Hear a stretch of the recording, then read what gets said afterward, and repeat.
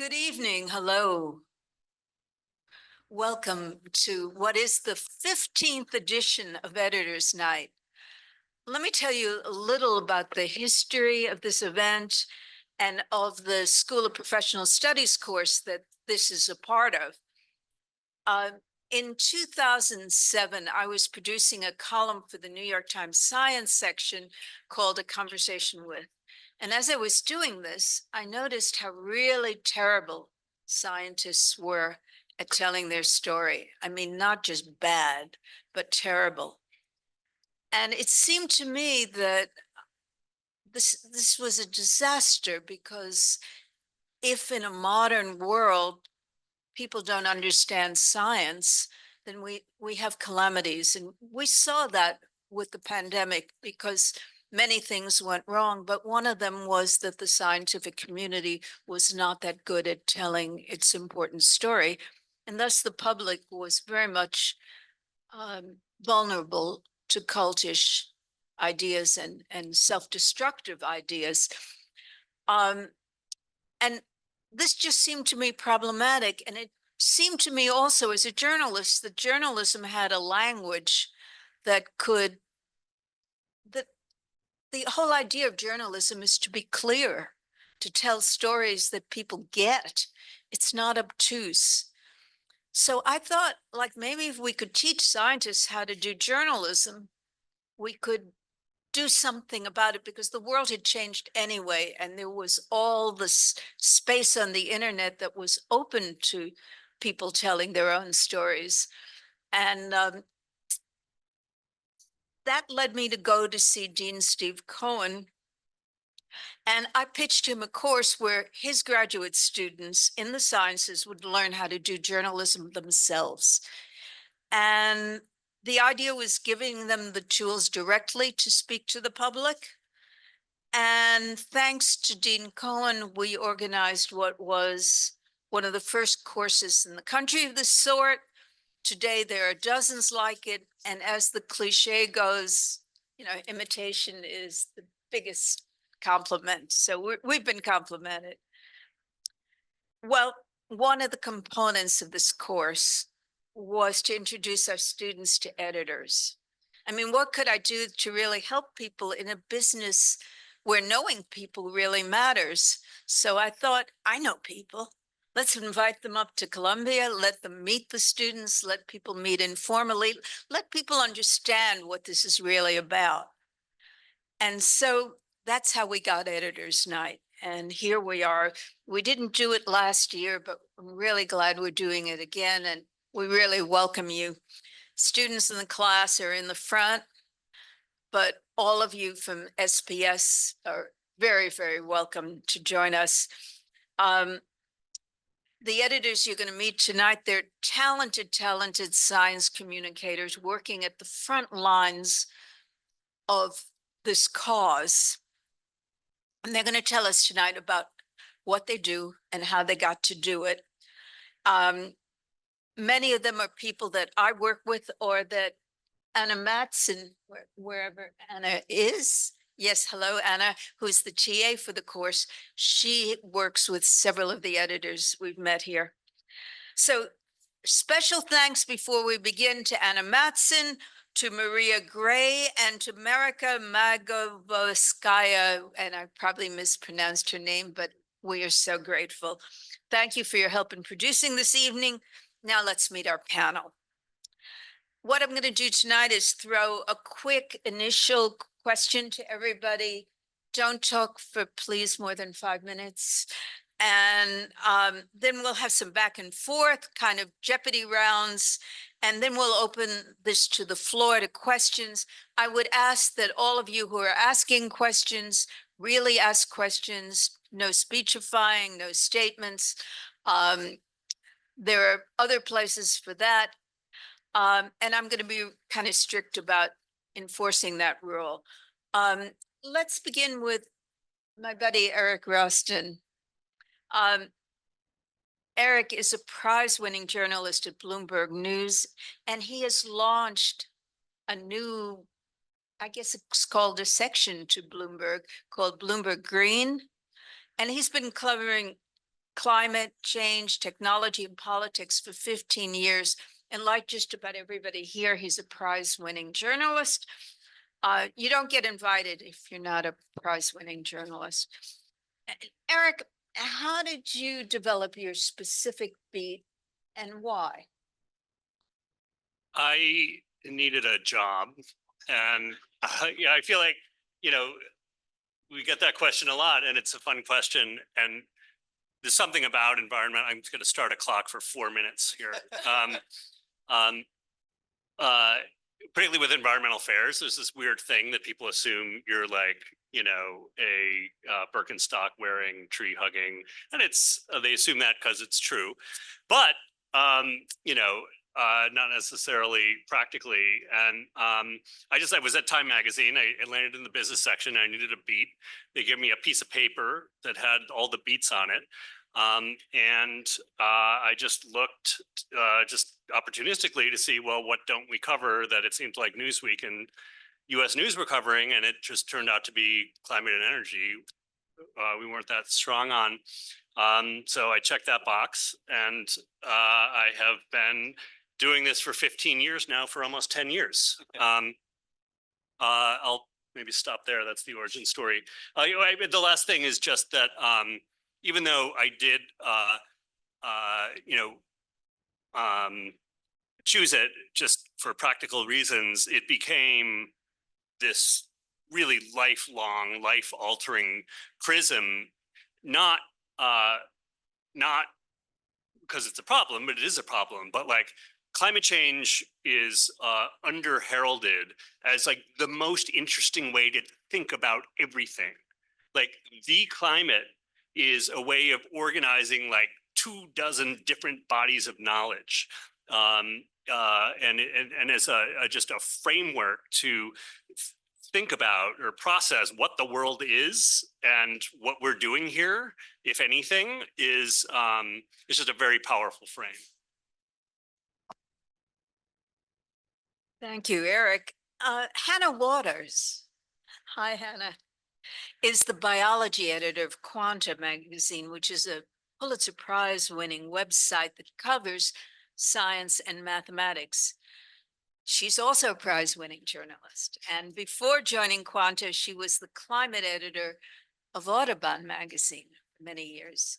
So Hannah, the same question is to Eric. How did you develop this beat and why?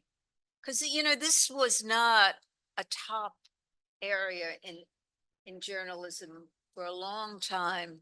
You really had to care about it too.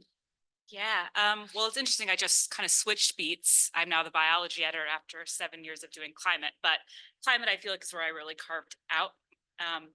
So it really started because I was a working scientist. So I was working off the coast of Oregon over the summer studying the seabird, the common murre. So they nest in these massive colonies and they swim out in the ocean and catch fish and bring them back.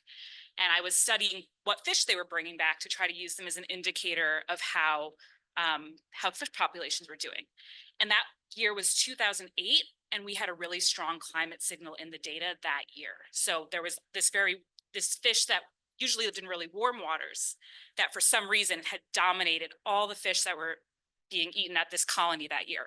And it was like, I was 20 and I was like, wow, everyone's talking about climate change as this thing that's gonna happen in the future, but it's obviously already happening. And I, finished my degree, was going to become a biologist and transitioned to science writing. And it just felt like the only thing I could write about was like, this is already happening. This is already happening. And it took many years before that message really broke through. And I think people do understand that now. But for many years, it was working, like you said, on a beat where people didn't really care or thought it was like this mystical future event. And just to echo what Eric said, like, it really is a window into everything. Like, I entered it through science and through ecology, but, I studied the grid, electricity production, carbon storage. You have to learn about global geopolitics, the UN, national policy. It's a really interesting beat. So, and then, yeah, now I've returned to biology as an editor now, but I'll stop there. Thank you. Fernan Loeb is the executive editor of Inside Climate News, which is an internet website that offers indispensable and regular coverage of the climate crisis. If you don't subscribe yet, please do, because what they do is cover all the ins and outs that you will not see anywhere else, but they're covering it in a daily way, in a minute way, in a very serious way. And there are stories there that are just mind-blowing, but you can't find them in, bad phrase, mainstream media. You just can't. Vernon, how do you find your stories? Because what you do is amazing, and I'm in awe. Thank you. It's really nice to be here. I actually thought this was a journalism school thing, and I know the journalism school well, but I don't know your program. So it's great to meet you all. I'm definitely not a scientist. I'm a newspaperman. I spent most of my career covering city halls and state legislatures. I covered the Pentagon for the Washington Post for a while. I covered the wars in Iraq and Afghanistan. And I used to think that covering the Pentagon was sort of the ultimate beat, 5 million people around the world, a $780 billion budget, et cetera, et cetera. Then I started covering climate change. And compared to climate change, the Pentagon is like night cops. It's a tiny little beat. Climate change is the only story I've ever encountered that affects every person, every community, every country, every topic on the planet. And so one of the great things about it as a non-scientist is that, there's a policy component, there's tons of science. And I think one of the things that distinguishes us is that we pay a lot of attention to science. I'm a huge fan, by the way, of a lot of people on this dais here, Bloomberg Green and so on. Undark, we partner with Atlantic, I used to work for. Where do I find my stories? I think all good editors find their stories in two ways. Number one, reading voraciously about the topic.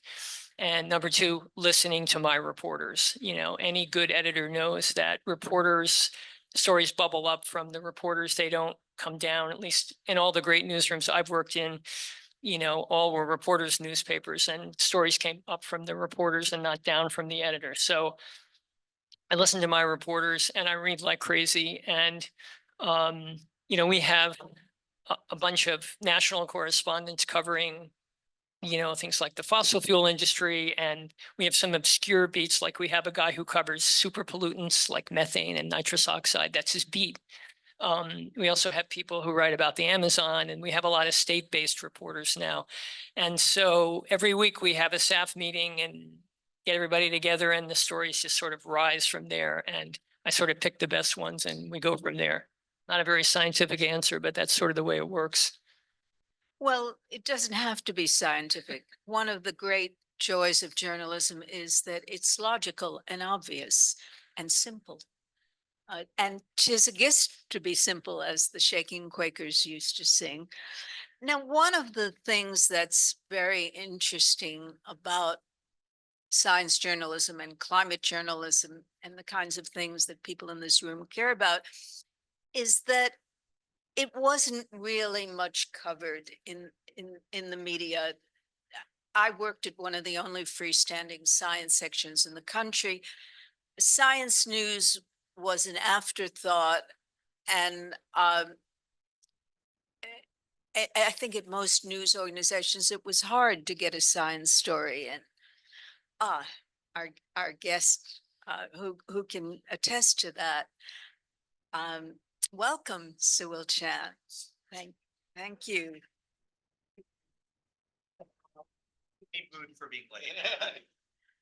Well, we know that there's stuff happening right now, to say the least.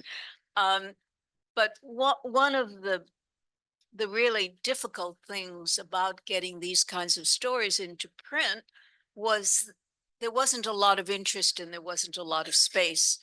And now, with journalism being in crisis, the kind of crisis it is, that's even more true. So one of the themes that we're going to explore tonight, I think, is how in this terribly difficult climate already do we get these kind of stories to the forefront? And somebody who can tell us some of that is the gentleman next to me, Sewell Chan, who was a colleague at the New York Times, and I knew him because he was extremely kind to my students who were his interns, and he really took them under his wing and helped them greatly. But he went on to have a career that spanned all of journalism very quickly at the Los Angeles Times, and at the Washington Post, and at the remarkable Texas Tribune. And now he's here at Columbia, editing the Columbia Journalism Review.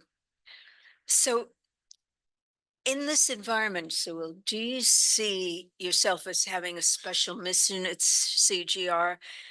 Can CGR save journalism? Well, there's a lot in that question, Claudia. Is this working?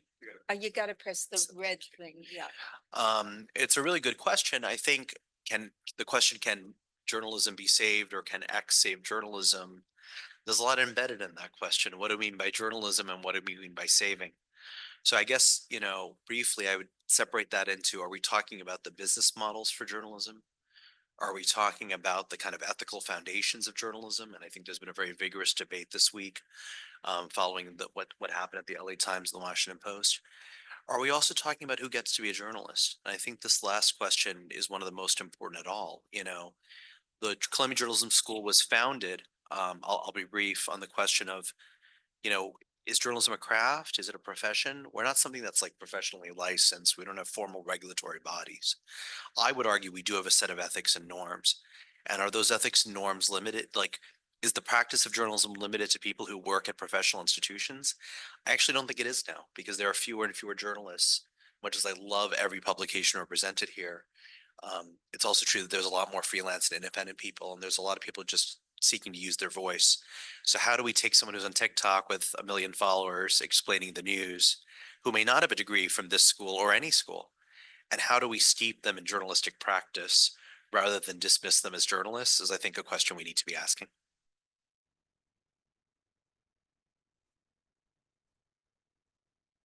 Given all that, how can science journalism survive in this contracting atmosphere? Science is complex and difficult to explain. I don't think you can do it on TikTok very easily. Well, I don't think, I agree with you, but I also think if we look at what happened in COVID, I would say, and again, I want to reiterate, there's an inaccuracy slightly in the poster. I'm like one person here, I think, who's not a science journalist. I'm not purporting to be, though I have had the pleasure of working with a lot of scientific writers. I think the the question of science journalism relates to our broader question of the erosion of trust in expertise, empiricism, and authority across our society. What we saw in COVID shocked me, that people were not turning to the CDC, the NIH, and the FDA for their information. I mean, I was turning to those sources, but my elderly mother, who's an older Asian immigrant without with a GED, she would send me in good faith articles that she had gotten on Chinese language social media about the virus. And I would be like, Mom, this is not a reliable source. And I didn't even send her news articles. I sent her like NIH, CDC websites. And so this question that I think we're all grappling with, whether we're covering science, environment, health, any business, any of these complex empirical fields, is what is happening when a broad segment of the public not only is bypassing mainstream journalism in some cases, but is also bypassing actual experts, people with a developed body of knowledge, especially peer-reviewed knowledge. And I think when people are bypassing those experts, it's a broader crisis of trust and authority that transcends science, certainly, and that transcends journalism. And I don't have a simple answer to that, except that all of us have to deal with why that crisis of trust is happening. Now, I'm personally not on TikTok, Claudia, but I think there are probably some people who do have big audiences who can be allies and were enlisted as allies by community groups when the virus was being distributed. And I'm curious about efforts like that, like not to dismiss the platform, but ask, how are the ways that we can take what science journalists do the best, which is distill complex, complex, highly technical and detailed information in ways that don't lose the complexity and the nuance that experts appreciate, but also are accessible enough to be ingested by a general public. And I think that's what science journalists excel at, and we have to find a way to preserve that and strengthen that. Okay. One of the ways in which science journalism has prospered, even as journalism in general has contracted, is by looking at other platforms. And we have some of the editors here who've pioneered that. First of all, my former colleague, Thomas Lynn, Thomas, our former colleague, Thomas was at Science Times for many years, and he was the first person that was brought in to do new media at Science Times. And he was the person who did pioneering work on getting little videos out and big videos out and little radio broadcasts. And he was the guy you went to gingerly to try to experiment with these new fields. And then Thomas did this amazing thing in a time that nobody did it. I hope I won't embarrass you with the story, but he left the New York Times. And there was a time when nobody left the New York Times, that it was just not a thing that anyone ever did. And we all sort of looked at him with this eye, is he crazy? But no, what he was going to do was experiment with a new model. He managed to convince a very philanthropic and smart person, two people named James and Marilyn Simons, to fund a science and mathematics online magazine that was journalism. And this is about 15 years ago, and he pioneered the online magazine thing. And it's Quanta, the thing he founded, is very good. And they've won Pulitzers, they've won National Magazine Awards, they continue to, and now he's pioneering a new form. He's publishing Quanta books, which he's founded. So there's this phrase, serial entrepreneur, that's thrown about promiscuously, but he really is a serial entrepreneur. Thomas, I get dozens of science books every month. It's amazing how many are published. What are you going to do differently and why? Thank you for that wonderful introduction, Claudia. I would answer that question, I guess, by going back to sort of the reason why I wanted to start Quanta Magazine in the first place. Just sort of looking across at trends in science media, specifically with some of the science writing. As much as I loved and respected my colleagues at Science Times and saw a lot of the great work being done at the different science publications, I also saw, I think, an attempt to compete, I think, with a lot of the other distractions out there by sort of breaking down science into these digestible bits that unfortunately didn't always communicate a lot of information, and sometimes feeling like it was necessary to appeal to different aspects of pop culture, for example, to get people interested in science. And I remember being in a high level meeting at the New York Times where science desk editors and reporters would make a case for a particular story that was about basic fundamental science, which is really about expanding our knowledge of nature and the universe, and not necessarily about news you can use or things that necessarily affect your daily life. And it was shot down by one of the masthead editors for that reason. And so for me, leaving the Times and starting Quanta, a lot of it was seeing an opportunity to build a magazine where science was really at the forefront, where you're, instead of trying to make everything about all the things that are not science in the story, or feeling like worrying that somehow people are scared of science in some way, or that it was this thing that people should be afraid of, but instead actually finding what the true stories are within science itself, and also just thinking about the common sort of intellectual curiosity that we all have about, you know, where we come from, how things work in nature, how the universe works. I think there's some basic level, you don't have to even call it science, right? We're all just curious about, you know, everything really and how they work. And that's what science is, especially fundamental, you know, basic science. And so that's really what's at the heart of Quanta. People often ask me, you know, what is the target audience of the magazine? And I, you know, I don't have a simple answer for that. It's we're not trying to cater to a target audience. For me, it was much more about building quality content where science was at the forefront, where the discovery, where we actually tell people what's interesting about what was discovered. We reveal both what's new that people, you know, think they've uncovered, while also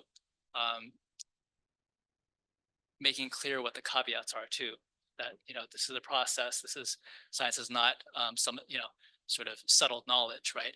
It's a process by which we're progressively adding greater depth and precision to our understanding. And ultimately, in doing so, I think that we were able to build an audience rather than cater to an existing one. You know, build an audience around the content that we created, and again, appealing to the natural intellectual curiosity that I think people generally have. Marika, may I ask a technical question? Is Marika here? Would people be allowed to sit on the floor in the front, or does that violate building codes? If a few people want to sit, there's a little bit of space in the front.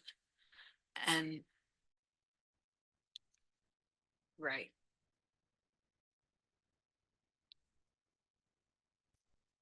Journalists are practical.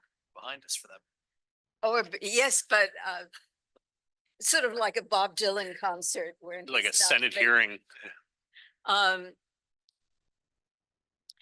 Brooke Borel. She's articles editor of one of these new magazines that Thomas originally pioneered when he left the Times. By the way, nobody doubts his decision now, but at the time it was just unheard of. Brooke is articles editor of Undark, which comes out from MIT, and it's this amazing internet magazine with muckraking stories that you will again see nowhere else. And it's this little jewel that you should all subscribe to. And P.S. it's free to subscribe to, but they just do a wonderful job at covering these stories. So I'm wondering, since you're articles editor, how do you pick stories and what do you look for? Is this on? Yes, mean, the red light. The comment earlier, most of our stories do come from our reporters.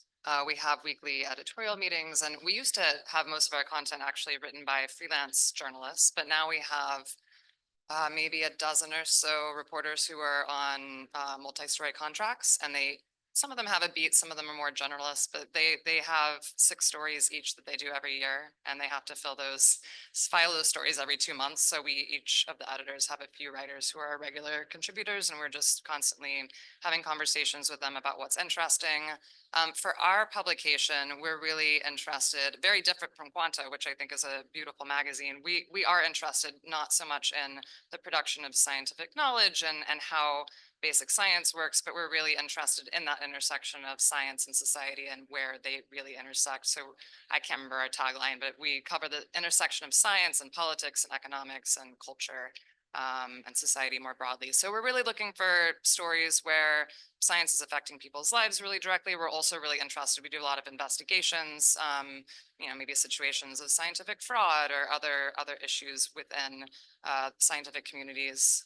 But most of our story ideas, we do generate some ideas on the editorial team that we then hand out to our writers. But most of it is each of the editors working with their writers and knowing their strengths and talking to them pretty consistently about ideas. Okay.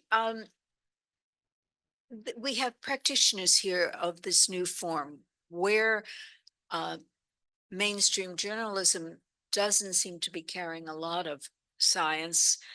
A lot of the scientific magazines have gone online. So Scientific American, which is maybe the oldest print magazine in the country, it is, has a huge online presence now. And so we have the editor of the online magazine, Lauren Young, and I'm wondering, how does one take a Scientific American where the topics are heavy and hard? How do you develop an online presence that the public wants and that works? That's a big question. And thanks so much for having me. It's like definitely getting imposter syndrome sitting up here with like so many editors that I very much admire. But I think most publications are trying to figure this out, how to make science accessible and appealing for the lay public. Something that you actually mentioned earlier, and I think a few of us giggled a little bit, was when you said science being sometimes simple and very logical. And that's oftentimes very much not the case in many instances. I work specifically on health. That's my beat. So I'm very lucky that there's an inherent interest there. Obviously, health affects everybody. So I always kind of think for my stories, centering a person, centering a human. At the end of it, what drives a lot of my journalism personally, and what I'm always constantly trying to get better at, is how to incorporate patient stories into my reporting. So I don't know, the empathy part of journalism, I think is, and specifically science journalism, is so crucial. And maybe it's quite specific to perhaps health journalism, but I think it spans across all science beats.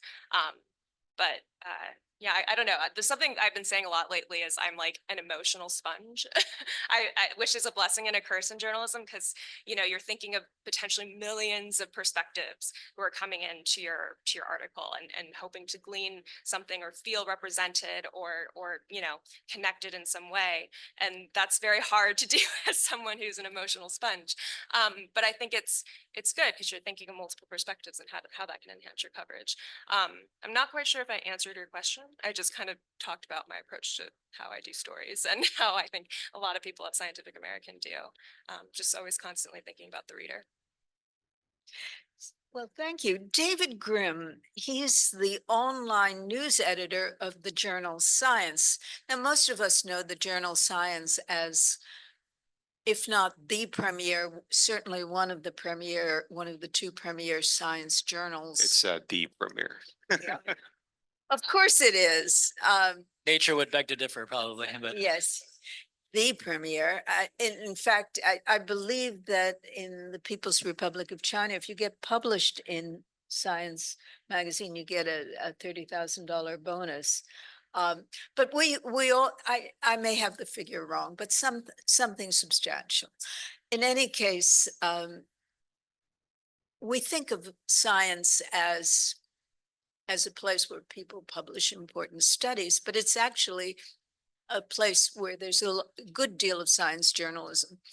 And David Grimm is the online news editor of that. And I'm just wondering, David, what do you look for, given the reputation of the magazine in a non-journalistic form? What do you look for to differentiate what you do? I was really hoping to get the beats question. Yeah, so, I think the challenge for us being at Science is that, we have the journal, as you mentioned, Claudia, that's a weekly publication, which also has a new section in the beginning of it. That's our print side of the news. And the journal, when we cover news for the journal, most of our audience for the print publication is scientists, a lot of scientists around the world, policymakers, teachers, educators. And so when we're writing for print, we tend to be a little bit more technical, maybe a little bit more academic. But online, it's a really different animal. Even though the staff's exactly the same for online, we're not siloed off. It's all the same writers and editors, and copiers and everything like that. The audience is much different. We have a very large presence on social media. You know, we've been, you know, free to the public online, the news section for 20 years now, almost the whole time I've been at Science. And so what that means is when we're publishing stories online, we're talking to everybody. We're talking to, you know, soccer dads and, you know, presidents of universities and janitors and my grandmother, you know. And so that means that we can't afford to be academic. We have to be very user-friendly, compelling. You know, we're trying to emulate the New York Times and all the other mass publications out there that are trying to talk to everybody out there. And so the challenge for us is how do we do that, but also how do we build to our strengths? Because our staff has sometimes been covering science for decades. We have a lot of PhDs on staff, myself included, that have a background in science. And so we want to be able to talk to the public, but also harness the scientific expertise that we've got, the deep knowledge we have of a variety of scientific fields. We have a large new staff of people that have been covering dinosaurs for decades and human genetics for decades. And how do we get that out there to the public as well? How do we get that knowledge base out there and yet still communicate at a level that's going to be understandable to everybody? Well, last but certainly not least is Rachel Gutman-Wei, who is the supervisory senior associate editor at The Atlantic. Now, most of us think of The Atlantic as a political journal, but her specialty is science and health with a focus on pandemics. Now, a political journal covering science and health, do you have a hard time getting stories through? Or is science and health more political than people suspect? I think, so to take those one at a time, we don't have trouble getting stories through. The Atlantic has built up a really robust science, technology, and health team. There's about 20 people on the team, and we also accept freelance articles and special projects and all this other stuff. So it really has been robust for quite some time now, and we're really grateful to be a part of this organization that is so famous for its politics and be able to say to the audience, hey, you want to read about eels? So it's not hard to push things through in that way. In terms of whether science and health are more political than we might think, if anything, I would say that the last decade or so has shown us exactly how political science and health are. And most of our readers already know that probably. So our job is really to find stories, regardless of how political they are, that speak to topics that are going to be really urgent for our readers and that are going to change their minds. I think regardless of the section that any particular story is running under, that's really what makes an Atlantic story. We call ourselves the magazine of the American idea. And what that means for me on science and health is I don't necessarily want to tell anybody something that they already know or that they could find out somewhere else. We're really focusing on either revealing something new through new reporting, through scoops, whatever it might be, or revealing some new way of thinking about facts that you already know. I think also politics in the last several years has become focused on questions of truth.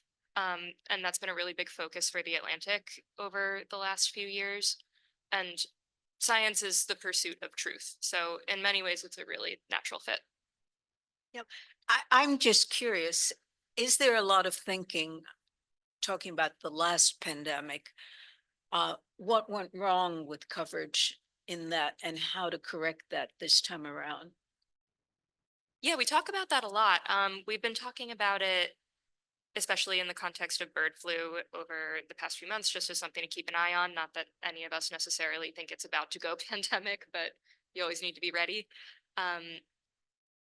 We, as an editorial team, talk really frequently about the policies that proved right and wrong that were enacted during the early days of the COVID pandemic and how they might apply to future pandemics. We do talk also about the ways that our own stories might have been short-sighted, or, you know, how we can acknowledge to readers that we've had news now that changes something that we wrote before.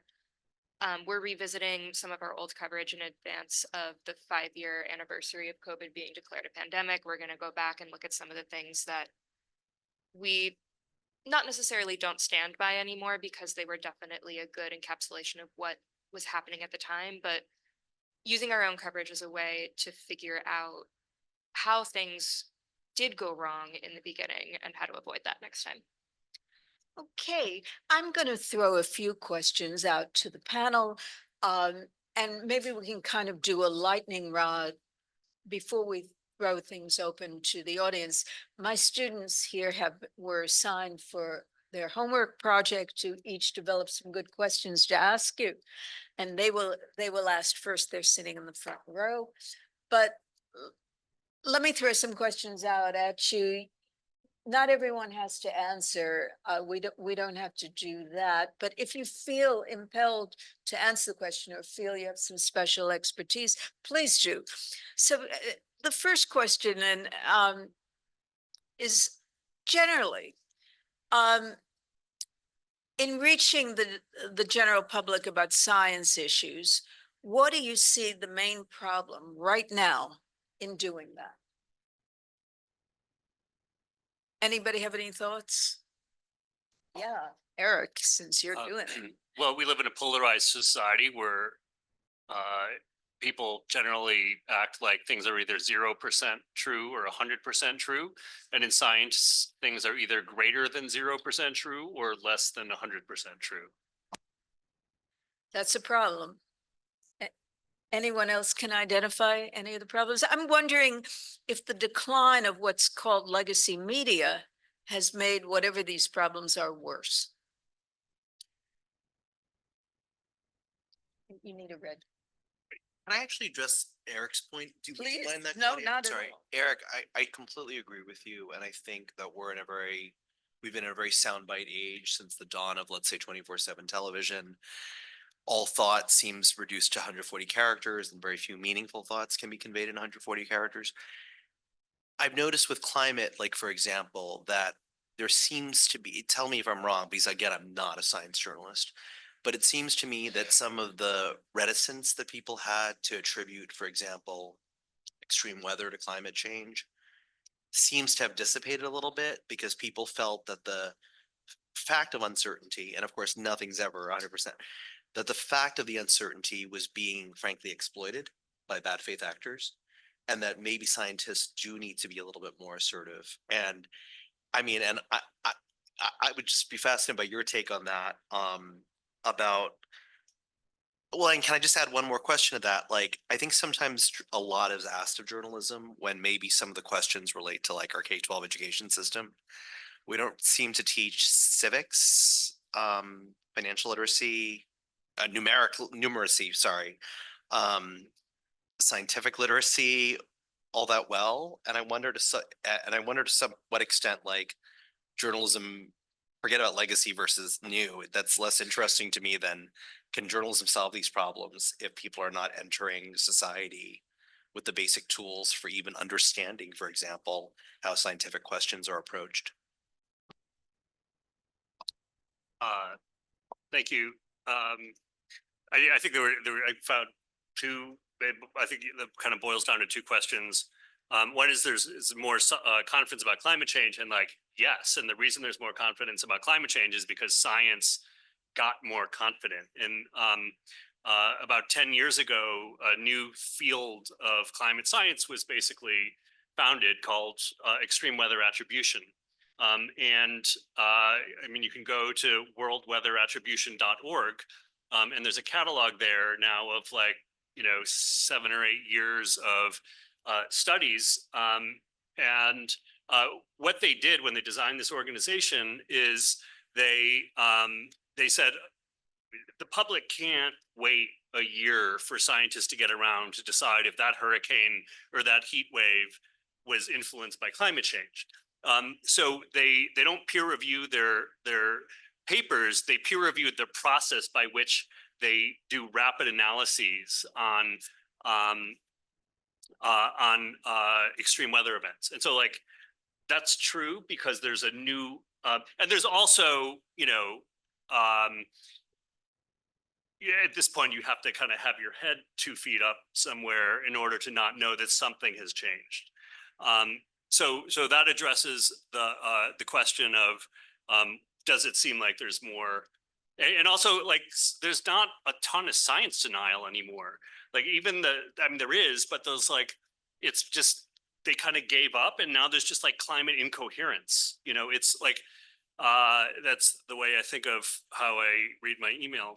And then the other thing is a very, very important point, and one of the most central things that anybody on this panel, I want to hear how everybody, actually, I want to throw the same question to everybody else because I want to hear their answers too, is like uncertainty.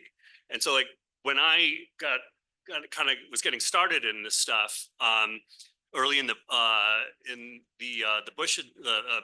George W. Bush administration, I was at a NOAA briefing. NOAA is the Ocean and Atmospheric Agency in Washington, and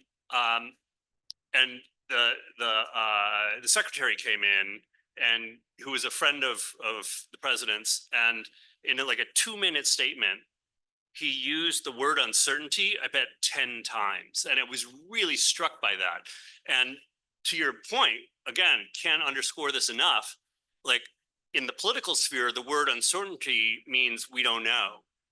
But like, because science is science and scientists are scientists, in science, uncertainty means certainty, sort of. Like, it means confidence. Like, the way I think about it is like, if you go to the eye doctor, you go to your doctor checkup, they check your eyes and they stand you like 30 feet away from the wall chart, you have greater than 95% confidence that those are letters on the chart, but you don't know which letters they are. So like, that's what uncertainty is like, we are really, really sure there are letters on that chart. Or like, if there's the book on the wall, there's a page from a book, and like, we are 100% certain that those are all letters up on there, but which letter are we looking at? I don't know. It's probably E, Anyway, so those are my thoughts on uncertainty.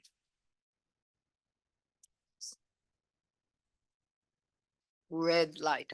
Is it easier to cover climate change now that we see physical manifestations of it, which seemed more theoretical than 10 years ago? I think it is. As you were saying, it's sort of undeniable that like something is happening out there.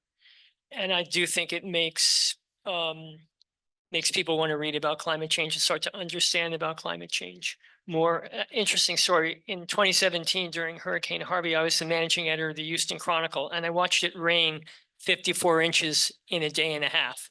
And that's sort of the thing that really led me to kind of want to gravitate to the climate sphere. And I wrote a column at the time saying, this is climate change. We're on ground zero, the home of the petroleum industry on the Gulf of Mexico. Here's the cause and here's the effect. I was denounced. I got, dozens of hate mail emails basically saying you're an idiot, you're brainwashed, you know what you're talking about. Fast forward to now with hurricanes Milton and Helene. We wrote stories the day after both hurricanes attributing a certain percentage of the winds and the water to climate change. That's the difference 7 years makes. I actually remember also maybe like 15 years ago, there being a conversation. I'm not a climate reporter and I haven't been, I sometimes edit stuff, but I remember there being a conversation where reporters were kind of lamenting how hard it was to cover climate in a way to make people care, because it was this sort of thing. Climate change might be a thing that's happening, but how do we even tell a story about that? So I have seen a big change now that it is like so obvious that it's affecting people's lives very directly through extreme weather and whatnot, where I think people are more apt to do these stories and have them read.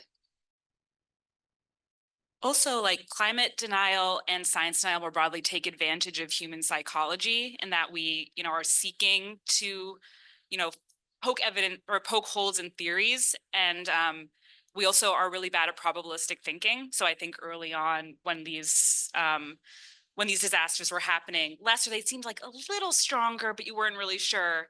It was really hard to point to climate change, or you didn't want to draw too big of a conclusion. But especially I think as climate journalism has developed as a field, we've all just gotten a lot smarter and a lot better at it, and not falling into some of those psychological traps.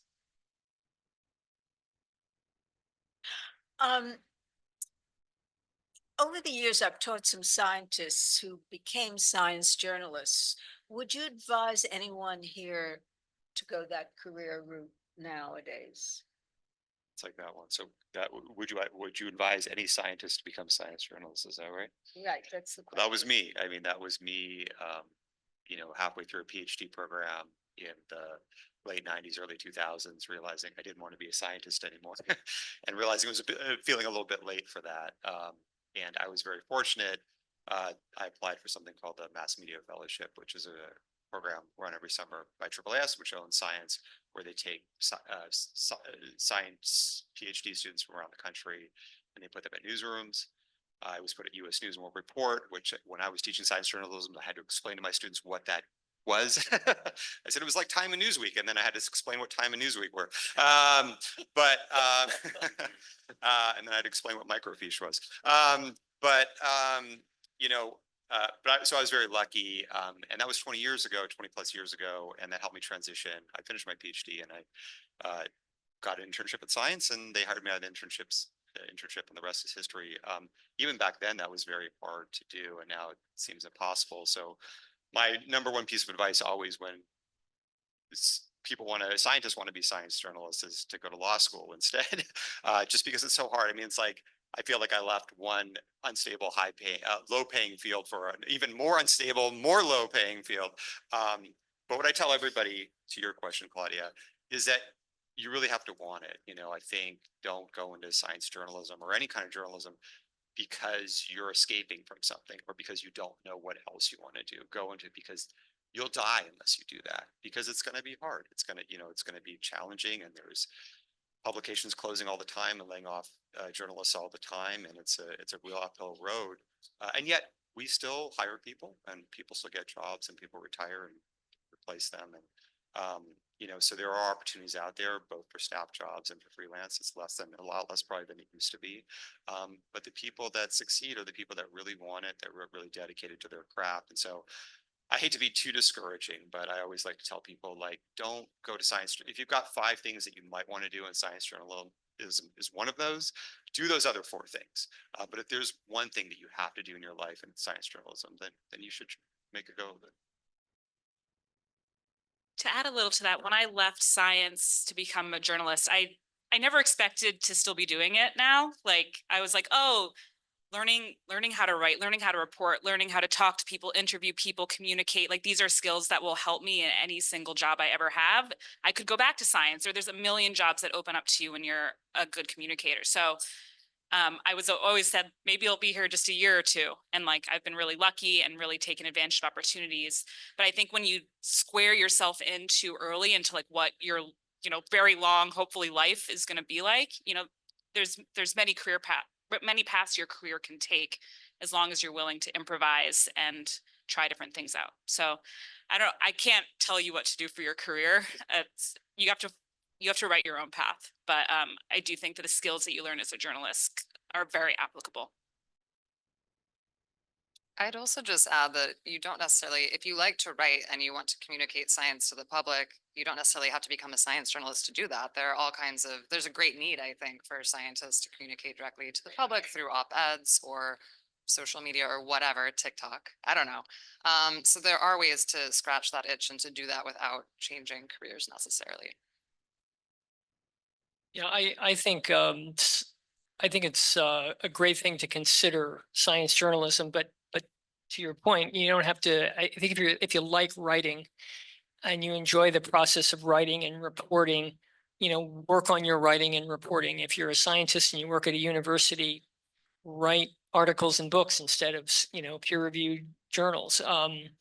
I think it's I think writing, and I'm working with a guy who just got his PhD from Princeton in some sort of environmental science. His thesis was about how tourists destroy coral reefs.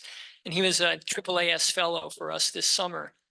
And I just watched him fall in love with writing over the summer. This guy's a brilliant, he's got a brilliant science mind, and I could just see him. And now he is, sort of trying to figure out how he marries the two disciplines. And I think that's a great way to think about it, whether you want to go into journalism or whether you want to stay a scientist and write articles for Undark and Inside Climate News and publications that are represented here that aren't scientific journals, but they're pretty deep science publications. Yeah, I advise my students that they have to be more like actors now, have a day job, go to auditions at night.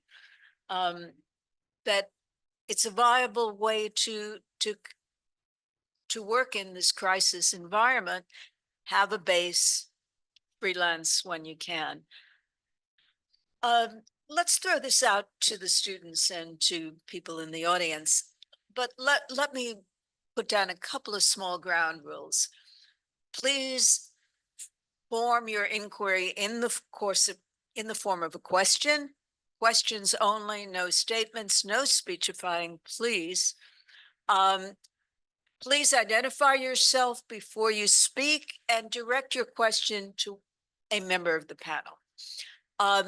The students in the front of the room, first choice to them.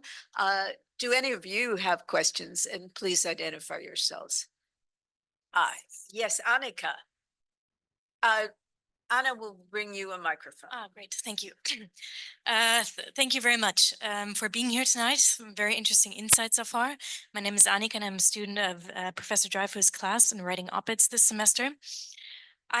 Do you have any certain moment in time where you decided that you wanted to write about science or climate change, given that this was not always as big of a topic as it is now?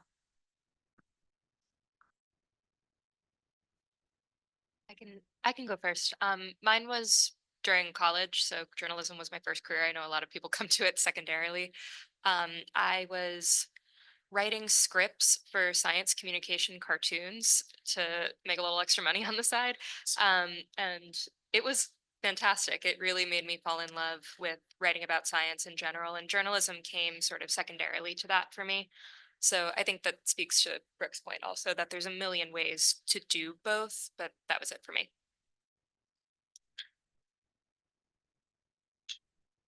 So I was always like the science kid growing up. Like my sister was like the English reedy kid and I was like the science kid. So in high school, I didn't take like any of like the AP Lit classes or whatever, which actually turned out to be great. Because in college, I had this amazing like GE English professor who was like, you're actually really great at writing. You should try to figure out some way to like combine, like, because I studied biology in undergrad, try to find a way to like merge these two things. And I'm just so fortunate that she like took me in as like her TA and told me about this thing called science journalism and Googled it and found a bunch of journalism programs. So yeah, I guess like don't pigeonhole yourself, I guess. Yeah, I'll just add that even though I've been focused on science journalism for the last, 15 plus years now, I started out in journalism, first of all, late, when I was close to 30, and really just as somebody who wanted to, cover different beats, learn about the world. I started at the New York Times. I started on the national desk actually, and really backed into science journalism in a way. So there's a position opened up on the science desk, and somebody asked me if I wanted to give it a try, and it made sense because I had studied some physics in college, and then this very interdisciplinary kind of major was a mix of physics and math and a lot of comparative literature, history, other things too.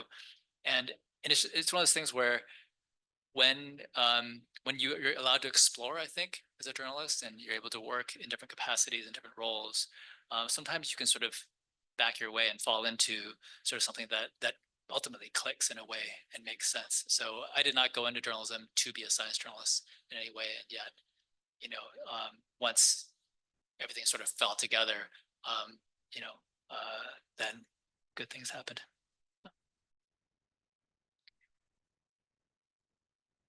Please identify yourself. Yeah, I'm Nadine. I'm an engineer from Germany and I'm doing a climate policy master here at SIPA. My question would be, a lot of you have said like how important it is that we bring via science journalism, the importance of science to more people, right? But then all these magazines are rather specific. And I know a few people who have like multiple subscriptions online. So I'm wondering, what do you think? How do we want to pay for science journalism in specific in the future? Our magazine's actually free, but we have a special model that can't really be replicated that much. We're funded by, we are published by the Night Science Journalism program at MIT. And so we're funded by an endowment, but we don't have subscriptions or whatever. And our model is that we give away our journalism for free. So we do a really rigorous editing and fact checking process. And then we have publishing partners, The Atlantic, sometimes Inside Climate News, many others, Scientific American, and they republish our stories for broader audiences. But I don't know. I don't really know how, yeah. Maybe it's That's not a the tough problem, question. but yeah, I felt like a few of you also mentioned that it's not the most well-paying job, and that is a problem, right? Yes. Gotta marry rich. It's not, right? It's not, I mean, I can only speak for myself, I guess. It's not a well-paying job, or it's not, I mean, I feel fortunate to be paid to do the job. So I guess I balk at that a little bit. But you know, we struggle with that too. We are also kind of in a fortunate situation that we are sort of owned by a nonprofit. And so part of the mission of the nonprofit is to educate the public about science. And so even if we're not doing, you know, gangbusters traffic numbers all the time, we don't have to rely on advertisers or even subscriptions to a lesser extent, because we are sort of fulfilling the mission of SSS, which is to sort of educate the public about science. And that's insulated us, I should knock wood somewhere if I can find it, but that's insulated us a little bit from some of the issues with the industry where with the contraction, because advertising revenue goes away or other types of revenue goes away. But you know, not everybody is in that same situation. Sewell, you had a thought. Oh, you know, I actually really was very glad to be invited to this panel and I feel like a total imposter here, which I am. But I do spend a lot of my time thinking about journalism economics, and like I would say the market for high quality news and information has been broken and for quite some time. Several of us in this panel are like veterans of like traditional newspapers. It is very hard to get like, I think the only about the latest numbers is like less than 40% of Americans pay for news of some kind. And most of the people who pay for news of some kind have like 2 subscriptions. And so there's a lot competing for those 2. And, you know, the New York Times, where we used to work, is absolutely amazing and it's wonderful, but it's not a model yet. It's more like the singular exception to the rule. And so if they have like 10 million digital subscribers, which again is wonderful and necessary, it means that a whole bunch of other publications are often competing to be someone's like second subscription. So I think, you know, from a market perspective, it's not surprising to me that a lot of the publications represented here are nonprofit, including my own, or part of a university, including my own. And I think my most recent job before this was running a nonprofit newsroom in Texas. And I think that a lot of attention has gone into whether philanthropy can help solve the problem.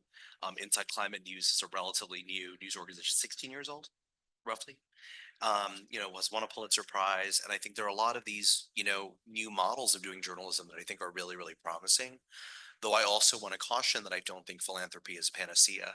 And also often when I talk to Europeans, they're a little bit surprised. I mean, the philanthropic sector here is, I would argue, probably better developed than in Europe, but that's partly because we have a much weaker state and less state capacity, whereas Europeans have a stronger tradition of publicly supported media.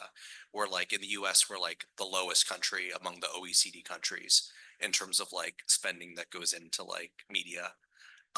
And some would argue, depending on what government is in charge here, that we don't want any more state supported media, but it's become a really, really big question because of this market failure. And I think that one that has to be looked at in a fair way. The other thing I'd say though, is that like, the longer I've been in this career, and I've been in many conversations with young people and aspiring journalists, I think the boundaries, again, I go back to what I said originally. I wasn't trying to sound too philosophical. There are a lot of people who practice journalism who may not have like a full-time 40-hour-a-week job, as journalists. Now, those of us who have such jobs, I think are extremely lucky, and I thank my lucky stars that I'm able to be a journalist, but that doesn't limit who can participate in journalism. So when I was an op-ed editor of the New York Times for 5 years, I loved working with scholars. I loved working with postdocs, with people who had often very original empirical findings, but hadn't yet gotten like mastered their voice. And I think that like that's a truly democratic craft that anyone can participate in. You don't have to have a degree, and you certainly don't have to have a full-time job as a journalist to express your ideas. Now, granted, getting an op-ed published is not going to be necessarily remunerative.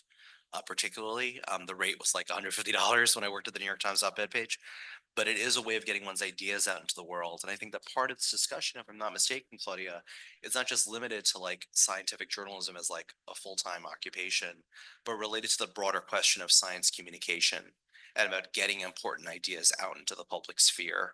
And I think when you think about it that way, instead of just the typical conversation around, you know, the journalism industry in crisis, it opens up new avenues, I think, for thinking about how all sorts of people can reach all sorts of people, and traditional institutions are just one way of doing that.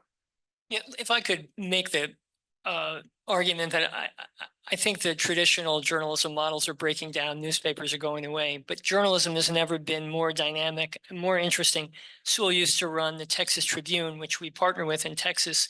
It is now as the newspapers fade away in Texas, the Texas Tribune has now it's a nonprofit, has now become the dominant news organization in Texas. And you can see examples of this all around the country. There are nonprofit newsrooms springing up everywhere, specializing in topics. And I tell all the young journalists I work with, if you love writing and you want to work at it, you can write your way into the business in a year.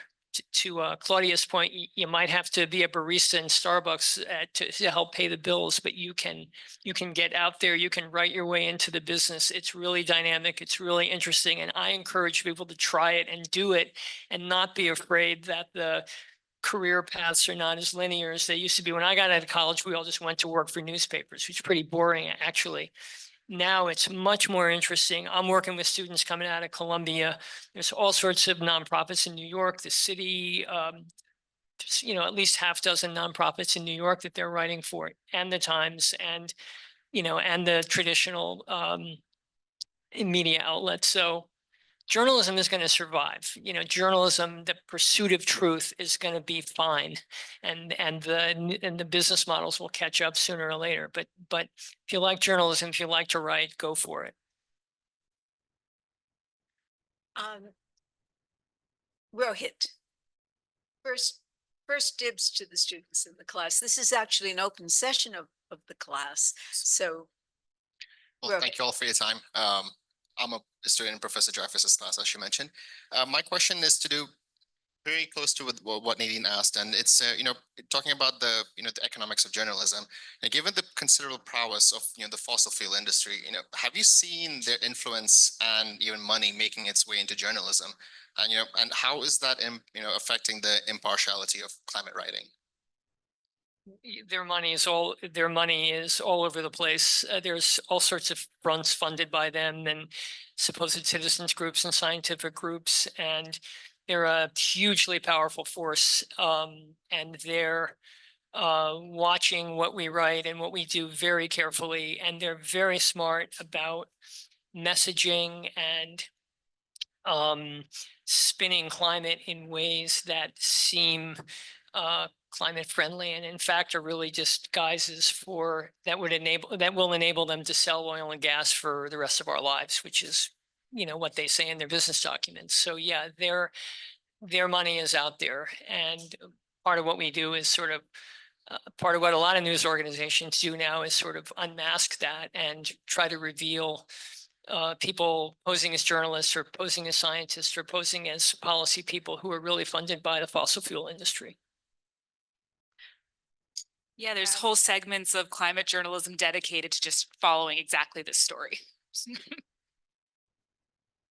Abby was a student in our last year's class, and she is a community organizer in Coney Island. Thank you, Professor Dreyfus. This is incredible. Thank you guys for sharing. I did have a specific question for you guys as like just, you know, individual people with teams that you manage. After Hurricane Milton and Helene, meteorologists and broadcast journalists reporting on climate science and the disaster relief effort received death threats and hostility from viewers. As editors, have you or anyone on your teams experienced this hostility after reporting on contentious science issues? I would say that was pretty rough during the pandemic. Yeah.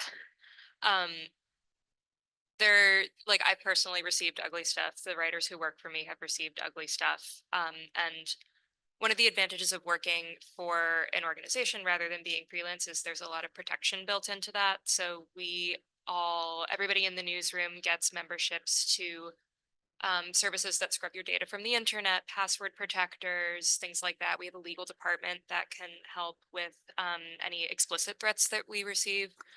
It's a little bit harder for freelancers. Like the amount of protection that you're afforded as a freelancer is going to vary by newsroom quite a bit. So that's definitely a big problem in the industry.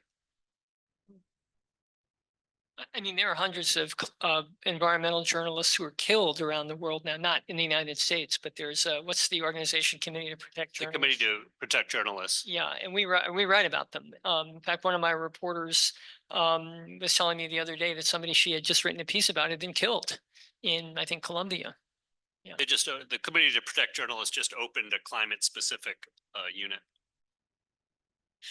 Mitchell, who's in this year's class. Hi everyone, so I'm a student, sustainability management student. Thank you for everyone for being here. So a lot of my interest is around environmental justice issues. How can we help the most marginalized, the most lost, those who have less than us? And my question would be, just for anyone, is how are we using our voices to, I guess, share and to advocate for those who have less than what we have. Being that we're all in this room, I feel like we're all very privileged. Also, I was reading something by Lauren, and I think it was really interesting, your story on Valley Fever. I thought it was really cool and very powerful, and how you're sharing about, you know, how African Americans, Filipinos, and Native Americans in the Southwest, they were, you know, they were the groups that were being affected by this valley fever. Yeah, but I thought that was very powerful what you shared. So I just want to give you kudos on that too. Yeah. Oh, for sure. Thank you. That was actually a story did quite a bit of time ago. It actually oddly was during the pandemic, even though I had reported it prior to the pandemic. And I do want to answer your question, but that story actually was very personal because my mom actually had valley fever, and that's kind of the first time I had heard about it. My mom's side of the family comes from farming communities, and so she had gotten it when she was a kid working out in dusty like onion farms. She recovered and stuff. But anyways, what helps, I think, specifically like with environmental justice stories is kind of doing that, going out to the community. I was very fortunate at the time I was with Science Friday, which is a public radio show. So it was a combination, very long written feature, now that I think back on it, and an audio production piece and stuff with photos and whatnot. But getting out into the field and actually just like sitting and listening, especially when it comes to things like social justice and trying to understand the situation in which someone is in that you're not, don't necessarily share that perspective. I think that there's this kind of misconception that I think that's just like in good journalism in general, right? It's like our jobs to try to understand multiple perspectives and being honest to that reporting. I've been in situations, actually recent stories where, I've had feedback where like, oh, this patient doesn't quite fit necessarily the narrative, but then you're trying, but this is the story that they told me, right? So you have to like push for that. And being, again, just honest to what these individuals are telling you and sharing with you. I think I don't know if other folks have thoughts on environmental justice or social justice issues in general and how that intertwines with science, but it's something definitely personally for me that's important. I try to weave it into all my stories actually whenever I can. Like if I'm doing something on breast cancer mammograms, like definitely talk about racial health disparities there because there's so many. You'd be surprised on how much it kind of intersects with every story you do. Yeah, every part of climate change. I'm sorry, did I cut somebody off? No, go ahead. Okay, every part of climate change is about inequality. It's just from the most global, like the UN climate treaty, it's basically a north-south treaty.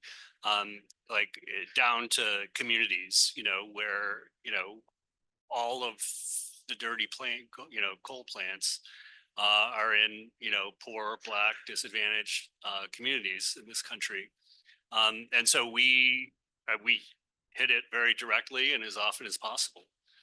Writing about, in the last few years, I've written about global, like carbon inequality, about the lack of Black climate scientists, and just like every week in the scientific press, there's just more and more evidence of what we unfortunately expect to be true. But we write about it to, hopefully it will not be true into the future. And to close the causal loop on the justice issues, it comes down to science all the time. We write about, for example, communities of color who live cheek to jowl with these giant trash incinerators in Baltimore, who are our best sources, the public health people up at Hopkins, who have all the data on what that actually means to the people who live there. So it's interesting how critical science reporting is to justice reporting. Oh, and if I could add one more thing too, another really important part that I find to particularly climate reporting, but for any sort of social justice story, is thinking about like the solutions angle too, because so often it can seem really grim or hopeless, and that's not honestly how most, in my situation, patients feel. So looking for that, any, solutions that are in the work on the ground level or higher. Theo, I saw your hand raised.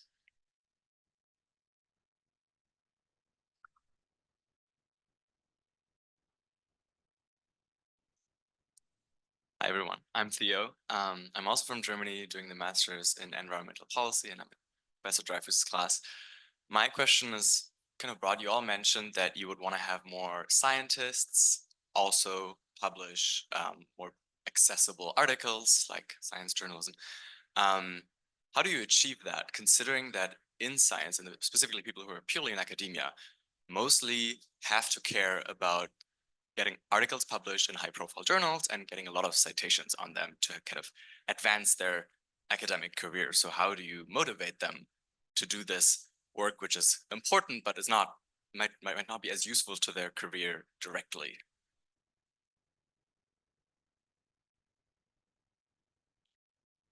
I think people up here feel it's not their job to motivate. No, but they just come out of the woodwork. I mean, people across disciplines, have been on social media for more than a decade now, just reinventing science communication. I just like in the climate space, like climate Twitter was like a part of my job before it was destroyed. Interestingly, it's kind of coming back. I don't know if people have heard of the social media app Blue Sky, but like climate Twitter has just been like porting over to Blue Sky, like in recent weeks and months, and it's not fully baked yet, but you might keep an eye on it if you're interested in. But there are, whatever discipline you're interested in, there are scientists out there who have found a voice through social media or a blog or whatever it is. There's just a really, really rich array of specialists out there who have just by fiat taken attention because they deserve it. Let's throw this out beyond the class. Oh, I see Daniela has a question. Yes. And that's Anna Matson.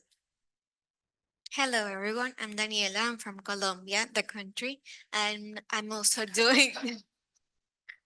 I have to double check that. I'm also studying an MPA in environmental sciences as my other students.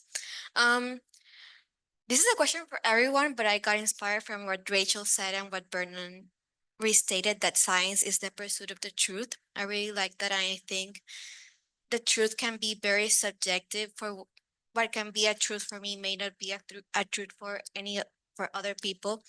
So what advice would you give to, well, aspiring journalists to on how to shield our stories from misinterpretation? To be more specific, like how can we guide them as the readers into developing analytical points of view on the topic we're talking about? Also, like besides data, because I know good data, it's good to have them, but like besides that, what can we do to like guide them to develop a very well-grounded point of view for that, for the story we're talking about? Thank you.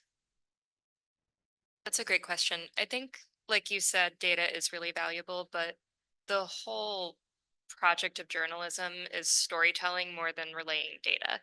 And often the most powerful stories are the things that combine both of them. So you can say that a particular trend is happening and then interview several people who may just be, somebody who lives in a small town, not in a small town in the middle of the country, who would never otherwise be in a newspaper, and be able to say, this is happening to me. And I think that's also really relevant to what a bunch of folks up here were saying about climate journalism becoming more visible and its impacts becoming, or sorry, climate change becoming more visible, the effects becoming more clear to everybody around you. Like the more that you can connect people to stories that sound like theirs, the better the point can be made. So let's throw this out beyond the class. The gentleman back there, Daniela, can you give him the mic? Thank you. My name What's is, your name? Yeah, my name is Deep. I'm from the journalism school.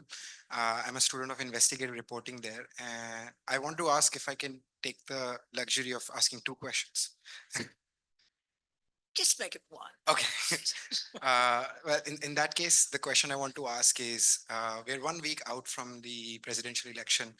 And as someone who's sort of reporting on that for my classes, and I feel like this uneasy sense of dissonance. Like on one hand, the climate stakes in this election are right up here, but the consciousness about it among voters is like right here. And I don't know if that resonates with the folks on the panel today, that feeling of dissonance, and what role does media have in narrowing that gap? Let me shape your question and put it in a specific way to Lauren. Scientific American has made an endorsement for president. What went into your process and why did you make it? Yes. I had a feeling this is going to be asked tonight, or someone would have brought it up in one way or another. So I wasn't personally like involved in the writing, but us as a staff did come together, and we've had multiple discussions, even very early on when Biden was still the Democratic ticket. I mean, a lot, honestly. We debated amongst ourselves the value of it. We've gotten a lot of criticism from many different outlets, but I strongly believe, and I think a lot of the staff members strongly believe, that policy and science are very intimately intertwined, and you can't separate the two. And so much of policy affects so many aspects about the country and the way it functions. But also the individual. I mean, again, I'm more on the health side of things. I know you mentioned specifically climate. I'm sorry, I can't speak so much that side of things. But I've been covering a lot about what one administration or the other is going to mean for healthcare access and reproductive rights. Like, those are major topics that are going to affect the layperson, and depending on policies, that's a lot of those things are being affected. And we obviously saw that with Roe v. Wade. So like, I don't know. I think we got, even though we got a lot of criticism, we also got a lot of support too. And I think that there were a lot of outlets that were like, yeah, no, like this is definitely, necessary to not divorce the two, essentially. Rachel, am I correct that the Atlantic made an endorsement today? We made the endorsement at the beginning of October, but it was recirculated this week for context reasons. Can I ask a quick question of Lauren? As a publication focusing on science, how did your colleagues deal with the concern that in making an endorsement, you might be contributing inadvertently to politicization or alienating people who are conservative but still reachable, if that makes sense? Again, we had a lot of these discussions. One of the big things too is particularly when Biden was still the Democratic ticket, we were worried that about what that would look like reaction wise. I'm very glad that I don't have to worry about that anymore. But I mean, it was definitely a consideration. Yeah. Okay, yes. Can we get a microphone? You are. Hello. Hi. My name is Olivia. I'm from the journalism school as well. I'm in the science and politics concentration. And I had a question really about editorial interest outside America. I don't know what it is. I mean, there are a lot of editors here, and I wanted to hear what your thoughts are about what your editorial interest, if it's even exists, editorial interest in science reporting outside America. I'm Nigerian, so that's like West Africa.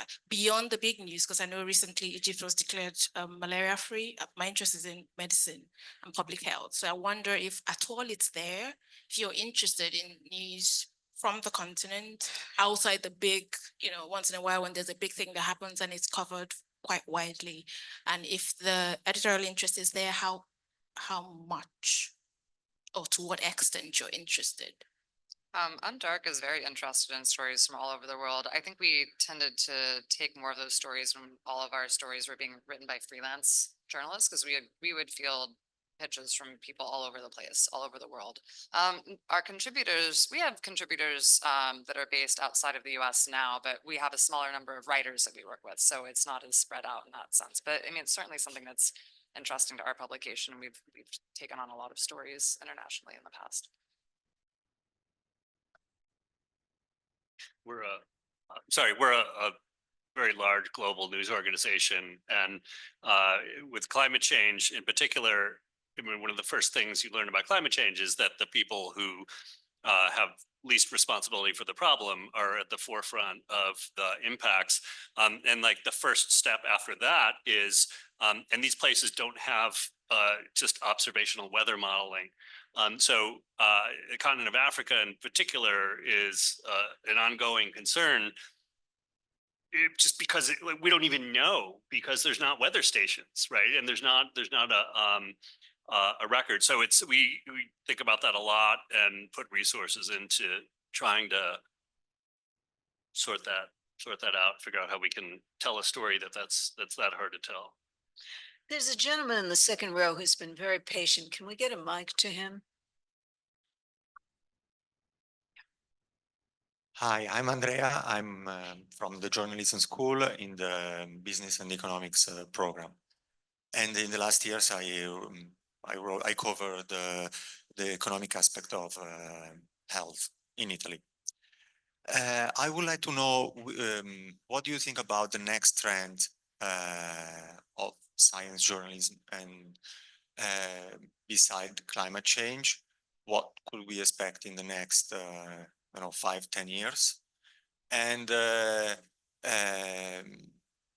we just said that it is difficult times in journalism, and now it's also time for application. And I was wondering, like, because it is well known that we should have skills and many things to stand out from the crowd. And at a certain point, I don't know what to do more, like, should I apply to the NASA and report from the space?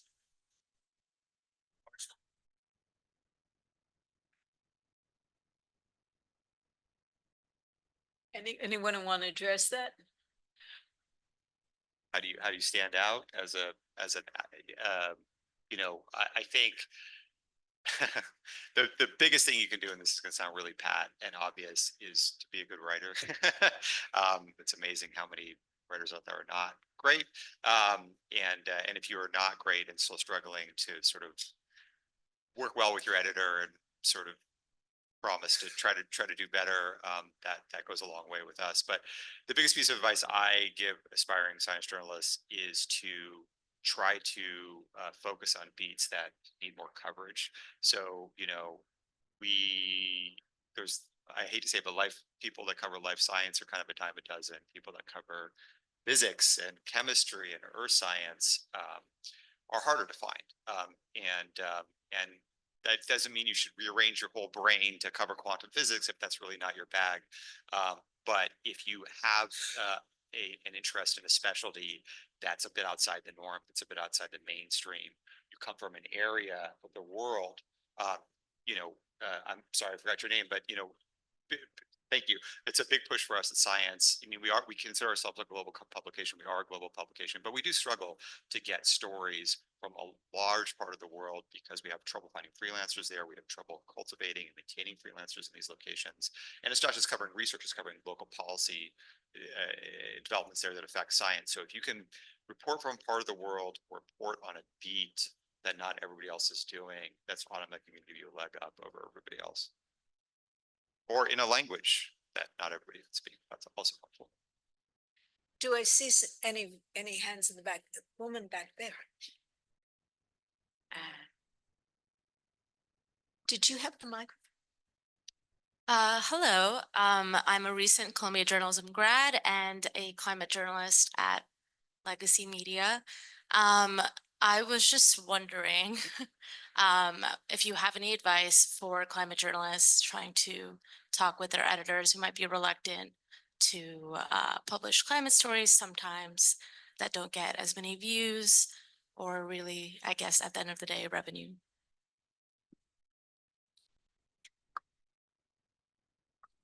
Well, yeah, a lot of people don't like to think about climate change. And the stories can feel the same over and over again. The world is ending in a new way. Here's another horrible prediction about the future. So my best advice would be to try to find other kinds of stories, try to find really great characters, people fighting to do something different. I think you just have to really break out of the mold and do something original that will grab people's attention and try to and also grab your editor's attention so that they don't think they're hearing the same story over and over again. So that might be doing a little bit more pre-reporting and really getting the narrative down and the character down before you pitch the story. You also don't have to write about climate change anymore. Like solar and onshore solar, wind and solar are the cheapest forms of energy in the world. Like when I do, like my entire brain chemistry changes when I write about in the energy transition, because it's like happy and they're deliverables and like numbers go down. And, so the scale, don't confine yourself to like conventional climate change because it's everywhere. It's food. Like there's no topic that is not climate change. Yeah, I think every story is now a climate story in some way. I would also just talk about, just to add to what Hannah and Eric said, I think stories about human agency are really important. I think we have a cognitive bias sometimes toward negativity. I'm the scientists here would know, but apparently we're driven a little bit more by fear and anxiety, perhaps sometimes more than we are by hope. And I think it's important actually for journalists to counteract that. That's hard for me personally because I'm a big worrier by nature, which affects both my organizational leadership and my editorial approach. But I do actually think that stories that are about human agency, which does not mean Pollyanna, it doesn't mean that all the solutions are here, but it does mean also that despair is kind of an enemy to progress, and despair is an enemy of, in many ways, despair is an anti-democratic condition that I think some people would like to impose on us, because to shock us or cow us or terrify us into feeling so much fear. And I'm not talking about any particular candidate here, or party, but I do think that there's an anti-democratic impulse going on around the world. There's an illiberal impulse and an authoritarian tendency. And I think that a lot of that tendency would like us to think that there isn't a chance, there isn't a hope, whether it's for the planet or for our democratic societies. And so I think if you believe in journalism as a democratic practice, as I do, not to mention probably capturing the scientific validity of looking at the range of possible outcomes for the human condition, right? Because I don't think any scientist would say it's all gloom, even if the picture is very, very gloomy. I think that's very, very important to emphasize that kind of level of agency and what we can do in however way we can. Did I see a question in the front row? Yeah. Thank you. My name's Tig. I'm also in Professor Dreifus's writing op-eds class. David, I had a question for you. I found your piece, What Are Farm Animals Thinking, very funny in many parts. And I was wondering, if you went to work at Bloomberg, do you think you could still bring that same voice to your articles? Or not, that wasn't really my question, didn't have Bloomberg in it originally, but seeing that you're sitting next to someone from Bloomberg, I'm just curious, does where you work impact the way you write? That's a great question. And the reason I was disappointed not to be asked about beats is because I'm mostly an editor, but when I do write, I mostly write about cats and dogs, which is my favorite thing to do, but also about other animals, animal welfare, animal rights. Did you go to Springfield?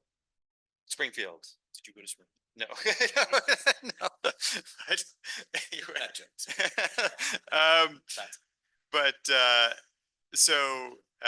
Sorry, the caffeine hasn't kicked in yet.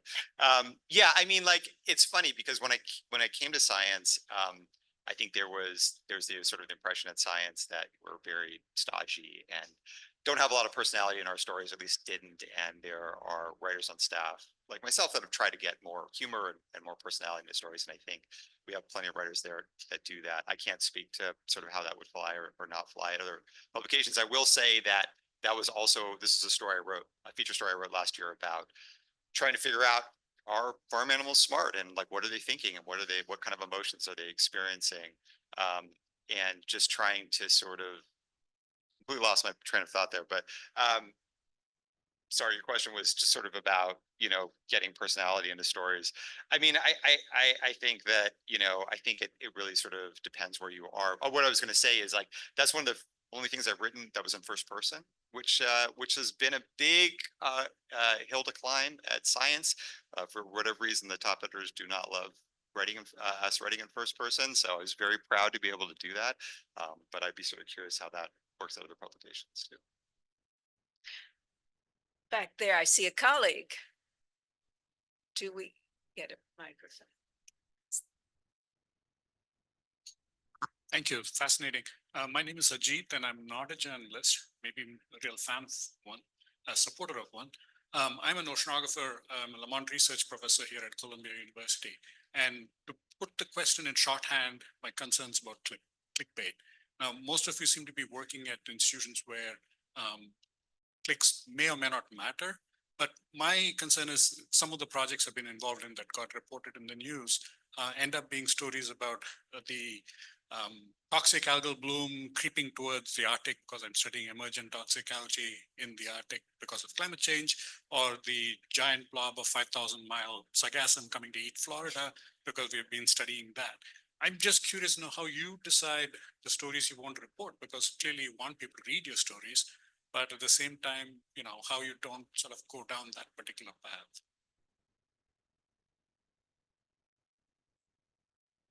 I guess I would just say that. I mean, I think there's two things. One is that, as we've talked about before, that the business model does matter in terms of, what your incentives are at different publications. And I think some of us are lucky enough to have a nonprofit business model where we can, where our incentives are really more well aligned with our public service missions, right?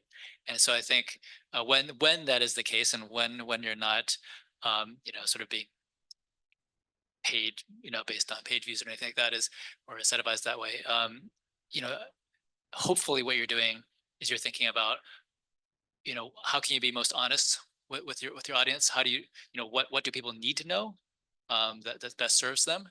And when you do that, then you hopefully, then you're still trying to, write headlines that are engaging and get people to read the article, but you care a lot more, I think, about how well it represents the contents of the article itself. I'd also add that there are different ways to think about impact. And for us, impact isn't necessarily how many page views we have on a particular story, although that's nice and we want people to read our stories, but also who's reading it. I mean, our publication is a science magazine, but we aim for a general audience and we get republished by a lot of other publications that have a general audience. And so yes, we're aiming for the general public, but also there are a lot of policymakers that read our magazine, a lot of scientists, and a lot of our stories end up having impact within these smaller communities that have a lot of impact beyond, they're influential people. So I don't know, I think that's just another thing that we think about in terms of what stories we do and how to think about impact in general. I would, oh, sorry. Can I cut something No, off? no, Okay. much more important. I was just going to add that it's really hard to get a story placed in a publication that is not just a content farm. And so if you are an editor at one of those publications, you have the privilege of just saying, there's a million stories in the world. If this isn't interesting on its own terms, I just don't have to write about it. It's not worth it. There's so many other stories that are available that other people will write for me that don't need amplification or massaging in that way. Anna Matson, the TA from the class, has actually a question. And the steward of the microphone. Hello. Yeah, I've been running around. Thank you everyone for coming. I'm the course associate for this class, and I also am a trying freelance journalist. I actually had a question for Lauren, because I've kind of watched Scientific American kind of come out with this really interesting TikTok presence with like sketch comedy and like vlog style videos. And it's like the first science publication I've seen really take a stab at this. And I'm interested in your time being here and watching this development, if it's increased or changed your readership in any way, and if you guys are keeping track of that. Yes, so our multimedia team is very, very wonderful and they get all props for creating that. I was unfortunately not a part of like the creation or like there for like the impetus of it, but I have, been involved in one. I have not been roped in more than that because it kind of intimidates me. But it's been a really great experience. Honestly, the stories that are able to reach people, we've been getting pretty good interactions. Like honestly, it's surprising how positive the comments have been on our videos. And I mean, also too, again, props to our multimedia team. Like I want to say Kelso or multimedia. I want to say that they've done like acting and stuff because they're just so good on their feet and doing things in such a humorous, lighthearted way, but also knows like tone very well. I think that's like a big thing with TikTok. I don't know. There's a huge hunger there, and I wish one of the multimedia people were here to better answer that question. But it has been wonderful seeing that evolve, and we definitely have seen a lot of growth and traction, and stories move in ways that perhaps maybe, it didn't quote unquote perform as well as we wanted it to in just either the print magazine or the online article. But then it just like resonates so well with a TikTok audience. I think actually we adapted a couple of your stories that for that. So, but yeah, so it's been a really great experience like following it so far. And I can only imagine that, they want to do that more and more. We'll take one more question from the back of the lady who's standing. And you don't want to take that question, then we'll. Oh, no. Okay. Okay. Is it on? Oh, hello. My name is Camille Ignacio. I'm a first year undergrad at Barnard College, and I was wondering what is the most rewarding part of your work in scientific journalism? Good question. What's the upside of this way of life? Okay.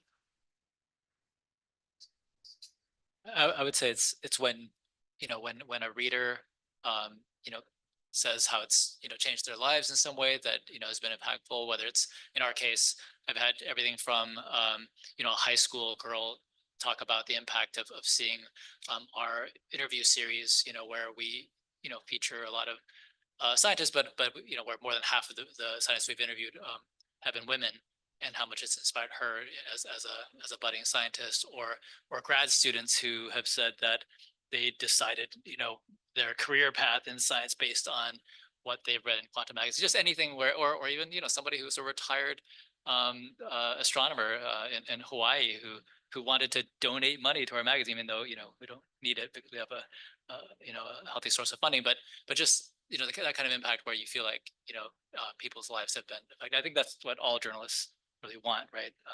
But yeah. I think also the impact of our work on our sources. We did a story, for example, last year about the early RSV vaccine trials in the 60s, where a couple of young children died, and they got kind of lost to history, and no one knew who they were, and their families didn't even know completely why they had died. And one of our writers had a question as to who they were, and he dug into that and wrote this very long, really beautiful piece and tracked down some of their family members. And I don't know, I think a lot of it too is just doing those kinds of stories that otherwise wouldn't be told by anyone. Rachel, do you have what's the upside of? Sure.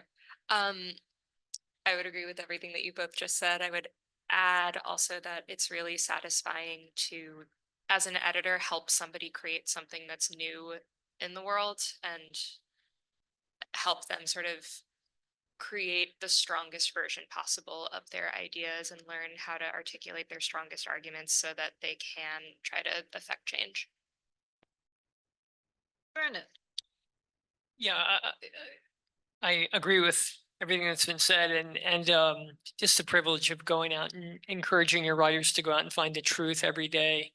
It's kind of rare, you work for an insurance company, you tell the insurance company's truth, right? But you work for Inside Climate News and you get an assignment, you go out and do your reporting and talk to all sorts of people, and you kind of figure out where the truth lies. And I think it's a real privilege, and it's very hard. The truth is very elusive, but just the ability to do that day in and day out is your job. Is just really great. Sewell. In lieu of offering my comment, I would like to quote from a man named Carlos Ernesto Martinez. He works for the publication El Faro in El Salvador, and he recently was here at the Columbia Journalism School to accept the Mariah Moore's Cabot Award, which goes toward coverage of the Americas. As many of you know, El Salvador is a country where democracy is in retreat. He has done a lot of courageous work at El Faro to document the human rights abuses and the democratic backsliding under President Bukele there. He said something so moving that I began to cry, which is rare because I've been in this business a long time and sometimes I'm jaded. Here's what he said at the end of his speech. Our job is not to change the world, but to continue to believe that we can. In arming ourselves with a bundle of convictions and tying ourselves to them like castaways, we dream that if we investigate with ruthless rigor, if we listen to reality with infinite patience, if we write as beautifully as possible, we will manage to tell at least one truth, and that by doing so, there will be one less lie fluttering around in the world.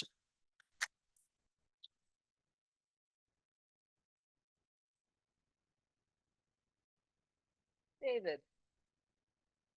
I can't follow that. I'm sorry.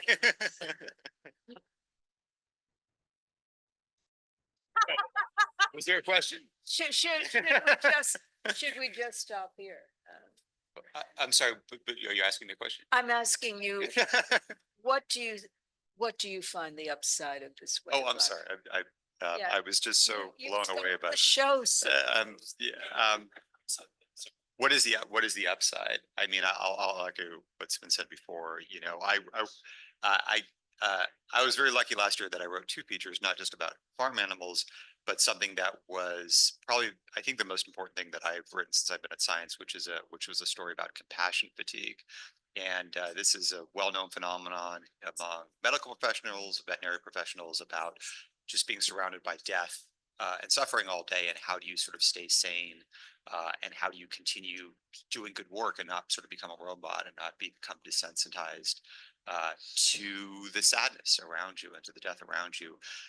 What doesn't get talked about is compassion fatigue about people who do animal research, which is contentious, but there are people that are vet techs that work with mice and monkeys and rabbits and all those animals whose whole job is to keep those animals healthy, to try to keep them enriched, to try to make their lives as pleasant as possible in a laboratory setting. And yet these animals often get killed at the end of experiments, or they are sometimes subject to procedures that are very difficult and painful. And how do these people sort of continue to try to uphold biomedical research and search for drugs and cures and all the things that we count on. And yet he's sort of compassionate at the same time. And it was a difficult article to write emotionally and just from a reporting aspect. And it wasn't a very sexy topic either. It was, you know, it was a lot of work to sort of get that through. And when it came out, I was very proud of it, but also I was just really, there was, you know, one of the main points of the article was that these people aren't out there. The article is called "Suffering in Silence" because these people are in university basements and nobody pays attention to them and their problems. And I had a lot of emails come to me saying, thank you for shedding a light on us and for making us feel seen and for painting us not as monsters, but as people that are trying to do the right thing. And it really meant a lot to me. So those stories don't come around all the time, but it's nice to be able to sort of make a real personal and emotional connection with readers. Eric. I don't want to call this a cliche because it's true, but the general answer is comfort the afflicted and afflict the comfortable. And I want to actually address something too, like a general thing for me is like, it's fun and interesting to apply questions and answers from like one domain to a domain that like no sane person would ever apply them to before. And I want to like, yeah, I thank you because he gets what I just said. But there's also something that's kind of not funny about that. And like, we've all been very careful talking about the election next week. Oh yeah, maybe. Thank you for your time.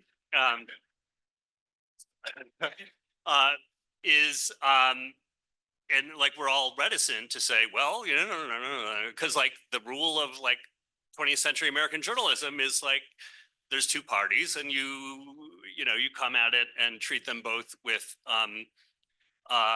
you know, with fair-mindedness. But the thing is like history is not science, but it's empirical. And it's qualitative, but it's empirical. And the particularly US political journalism has obviously and utterly failed to do what I said, which is take questions and answers from one domain and apply it to another domain. And it's like, we know about rhetoric, like it's in Plato's Republic, like how rhetoric works. There are quotes that have, you know, that Trump uses that have been regurgitated, you know, decade after decade in many, many languages around the world, you know. So there are a lot of things that we know empirically, if qualitatively, about Trump and about people who say things like that and want to do things like that. It leads to the loss of rights and like mass violence. And like, it's dark. I don't want to like end the, maybe we'll go back and talk about dogs and cats in a second, but like, we know all of this and nobody says it. And it's because political journalists don't talk to historians. Yeah. Wow, that's really powerful. That's what moves you about being a journalist. It is like we fact check and we prevent lying, and there is lying on a scale that is so catastrophically large that like our Neolithic brains cannot understand that much lying is possible. Like that's how we got this far, because like nobody internalizes that much lying at that scale is possible. Yeah, climate journalism's intense. I'm a biology editor now, so not very politically engaged in that work. But I'll say that the things that I really love about this job, one, really taking like liberating information, like taking things that are like completely inaccessible in the lockbox of scientific authority and jargon and making them available for anyone, whether that's something that they can actually apply to their lives in a impactful way, or it's just really cool. They want to learn about it. So that's one thing. The second is we get to swim in stories. Like the human mind is constructed to understand the world through story. And when you're a writer, you get to hear people's stories and tell them. And when you're an editor, you get to help writers make their stories awesome. And when it all comes together, the third thing is it's art. Like when a good story really comes together and it's edited beautifully and the art comes together and it's just constructed really well, it feels like you're making art. And then people get to enjoy it. And that's why I like this job. I feel like I share very much similar things. Everyone, it's hard going last after that. I, yeah, like I agree. There's a couple things I'll just, I guess, echo. Working with writers is one of the most rewarding parts of this, as an editor. Having, also done both, been a writer myself, having had really great editors and also not so great ones, I really strive to be the great ones. And I care a lot about my writers. I think that's something that's so rewarding, and seeing them grow and stuff and giving them good feedback. You also get to have a lot of fun. I've gotten to travel and do some really cool things. I've gone on a paleontological dig before. I've gone out into dusty fields, like trying to understand a fungus in the dirt, like there's really cool things like that about this job, like going out into the field and doing the reporting. And then most of all, as many people say, giving a platform and a voice to people who don't often get heard, is like one of the most rewarding things. And sometimes getting like feedback, like emotional letters, like for that Valley Fever story, I can't count how many like patients who still to this day reached out to me about that story. So things like that I think are wonderful to carry. Well, it's 8 o'clock. You have been a very patient and interesting group. And we have to call this evening to a close. I thank the panel, but I'd like to remind everyone in the audience that one of the things about being a journalist, one of the great joys of it, is having a voice. And there's another way for everyone in this room who's a citizen to have a voice. And I hope that everyone will vote. That's like the most important way we can be heard for the meanwhile. So I thank you all for coming down, for behaving like the world is still normal and that we can do what we've always done.